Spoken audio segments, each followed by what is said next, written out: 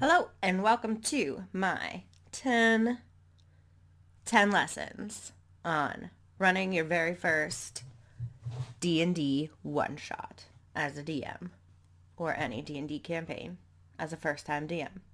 10 lessons. You ready? All right. Last week, I ran my very first one-shot as a DM, and I've only been playing D&D for about 7 months. So in this campaign that I'm in currently, we've done 20 sessions per our DM. He's very proud of himself, which he should be. It's a lot of work. And so I decided, because we were going to take the week off because one of our players couldn't make it last week, and I said, you know what, I want to try something because I had a story in mind and I really wanted to try it. So I said, you know what if I did a one shot? Is that okay? And he said yes. And all of the other players were super excited to see it too because I'm a little, I don't know, a little quirky in my campaign. And so they all joked that there would be like a bunch of little fireball breathing squirrels running around. Um, there weren't. There were gargoyle kenkus, but that's besides the point.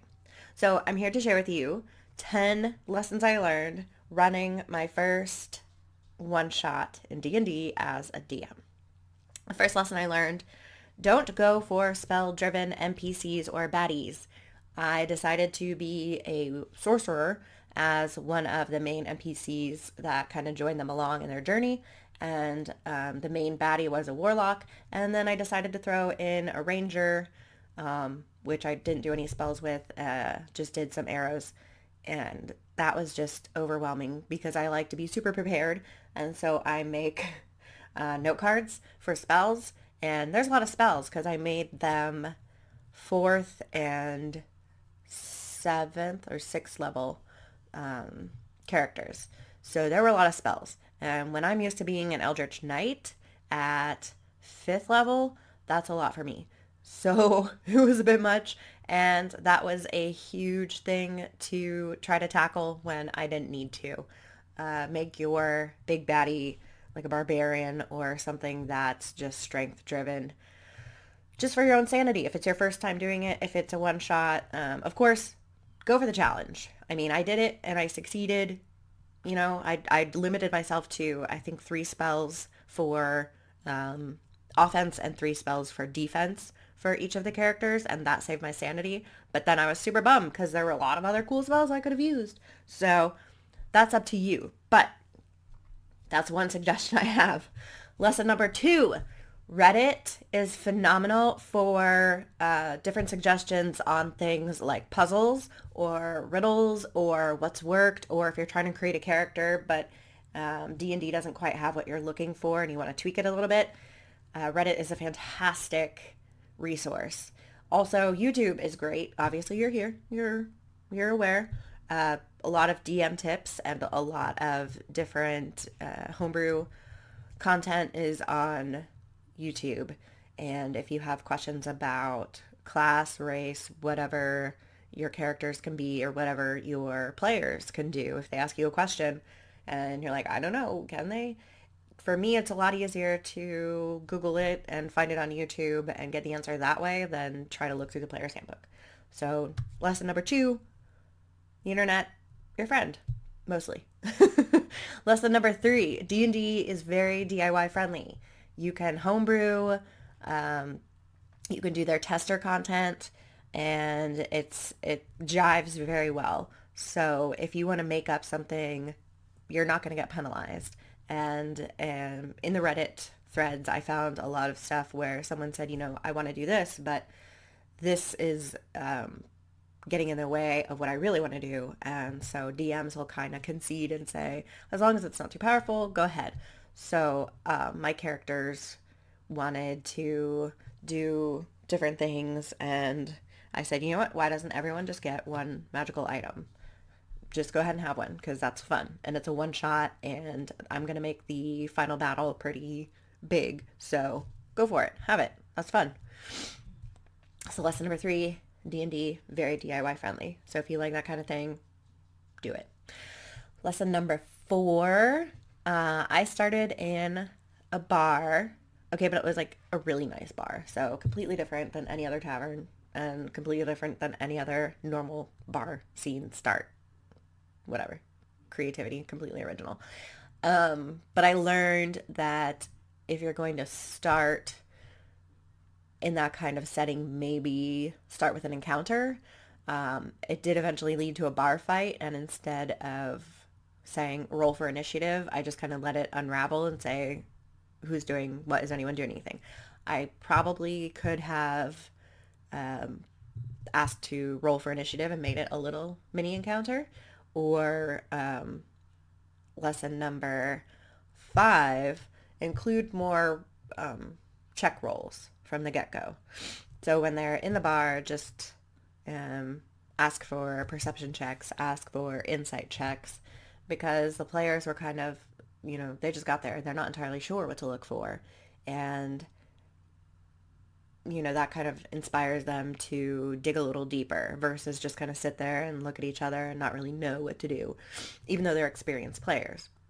So I learned from the get-go, because I got feedback that it was a little bit slow from the beginning, um, ask for, insight checks or perception checks, or make that very first little bar fight a little mini encounter. Just kind of get it rolling in the beginning. And those were 2 lessons I learned, 5 and 6. Nope, 4 and 5. Just kidding. Lesson number 6. If you are planning a surprise attack as part of your big battle, hold that attack until all of your party is visible.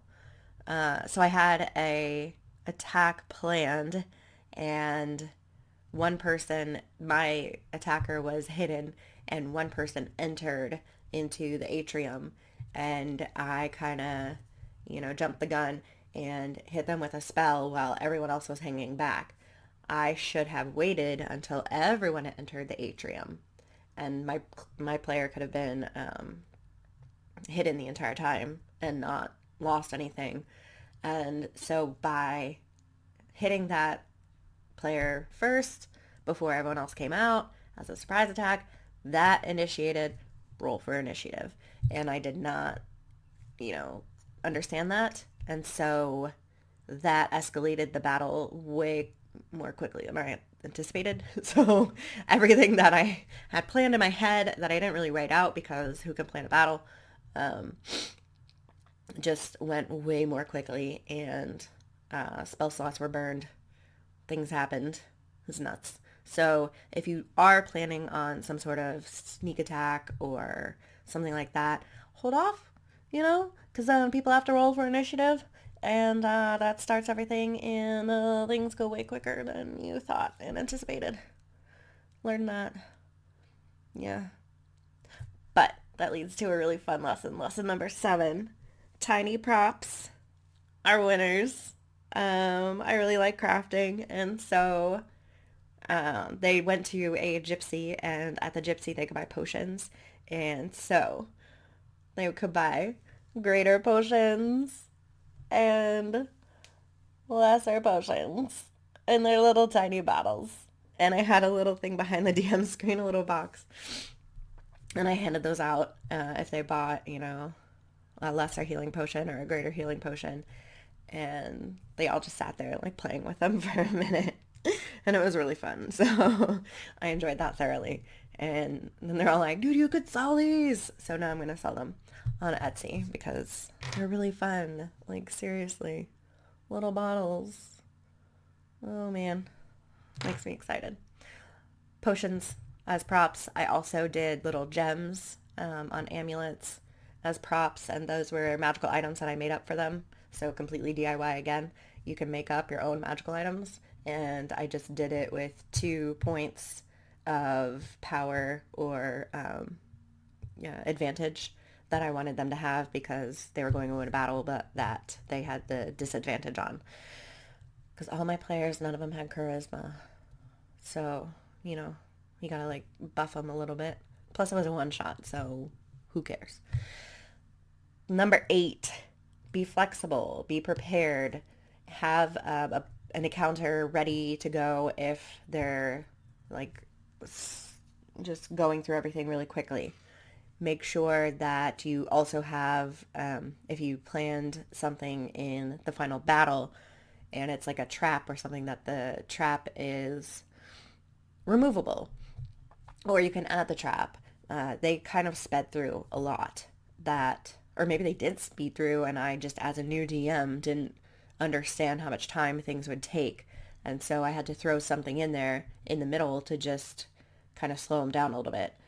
And I just had that at the ready and I wasn't too nervous. I was just like, oh shit, okay, well, here's something I can do. And they did it and they thought it was totally planned. And that's cool. So just have something prepared or just have something in mind or just, be a little bit flexible to not have such a rigid plan that you're stuck to it and that if the main plan goes a little bit off the tracks that you're completely derailed. Find a way to make it come back on. And lesson number 9. Oh my word, thank your DM. Like, it's really difficult to do this. There is so much going on the other side of that screen.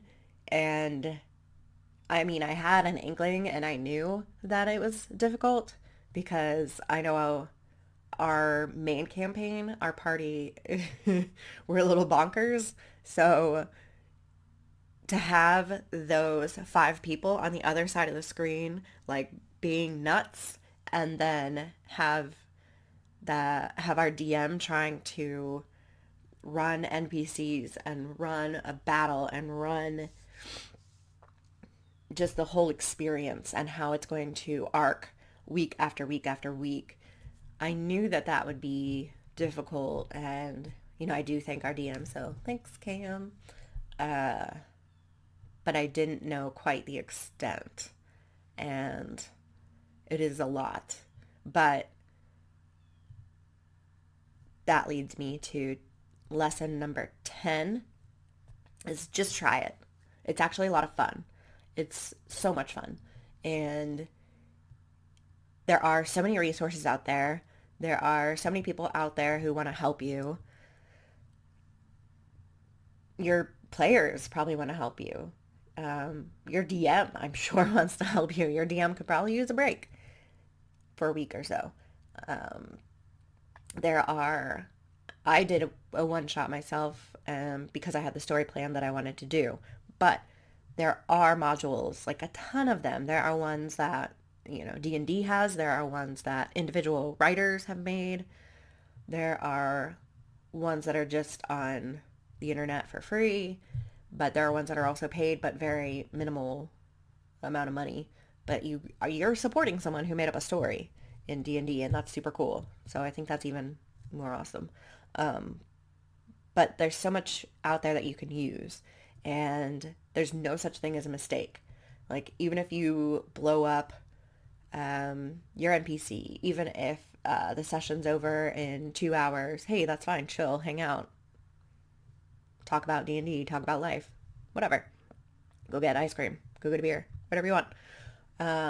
Even if the session takes 4 hours, well, then maybe you could turn it into 2 sessions. That's not a mistake. That's like an extension. That's like a 2-shot, if that's a thing. I don't know.